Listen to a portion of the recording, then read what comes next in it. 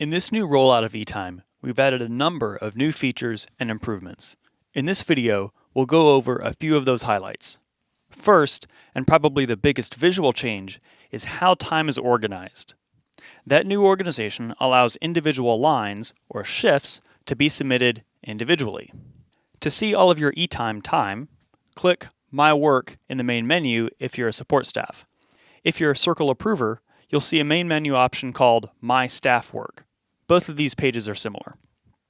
Previously, time was organized into timesheets and lines on timesheets, and then whole timesheets were submitted for review and approval. Now, we've removed the concept of a timesheet and instead have shifts, which are like the lines on a timesheet. The Shifts tab shows a list of all shifts. It almost acts like an eTime dashboard or to-do list. By default, it filters down to all in-progress shifts, or, in other words, all shifts that are less than paid. This makes it easy to see the status of individual shifts and to know what you need to do to take action on, whether that's submitting, approving, or correcting a shift. Shifts that have the same job, support staff, participant, and pay period are automatically grouped into a job period. This makes it easy to organize and manage all of your shifts across multiple jobs and helps ensure that nothing slips through the cracks. You can think of the job period as similar in some ways to a timesheet. The difference is that you don't submit job periods, and therefore they don't have statuses. Also, unlike timesheets, job periods aren't static, they're dynamic. All new shifts that you create, whether through eTime Live or eTime Entry, will automatically be organized into the correct job period based on the participant, job, support staff, and date. A job period can have multiple shifts, all of which with different statuses.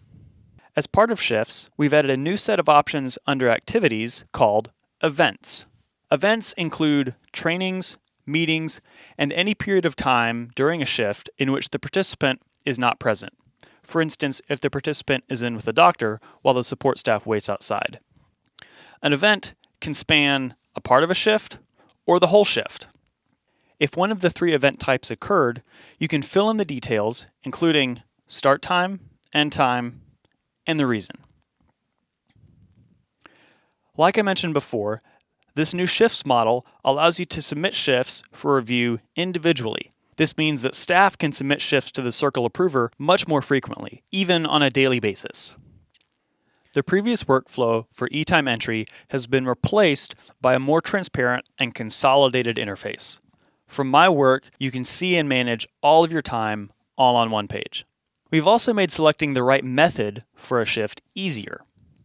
Previously, staff had to choose direct or indirect and then choose a second option under one of those. This has now been simplified to one method dropdown with more clear options. You can see that this also makes it more obvious how to submit time off. You simply select time off as the method. With this comes a new feature many of you have been asking for. You can now submit time off for future dates. After we've created that time off shift, we can see that it's automatically been sorted into the correct job period. We click Edit Time Off, and then we can select the appropriate kind of time off, and then add a description.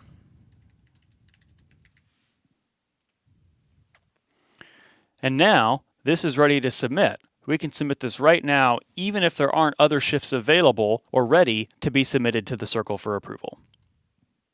For Circle approvers, when you log in, you'll see in-progress job periods on your dashboard, but you can also navigate to My Staff Work.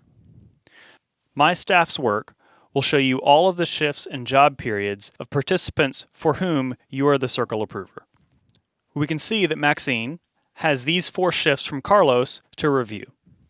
So let's click into one of those. We can see that 3 of them are in the same job period. So we can look at this information. This is that PTO request that we just created. We can go ahead and approve or reject that. Let's take a look at these other 2 shifts. We can review all of these details. We can see this one was virtual. We can see the details that Carlos entered in. We can view staff activities and more.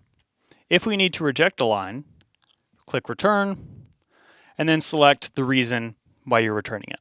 Otherwise, we can click Approve, and we can review this one as well, go in and read the staff activities, click Approve, And then Maxine is done. If we refresh the page and go back to the Shifts tab, we can see that these 3 shifts have now been approved by the circle, which means Maxine doesn't have to do anything. ISS will pick them up and process them.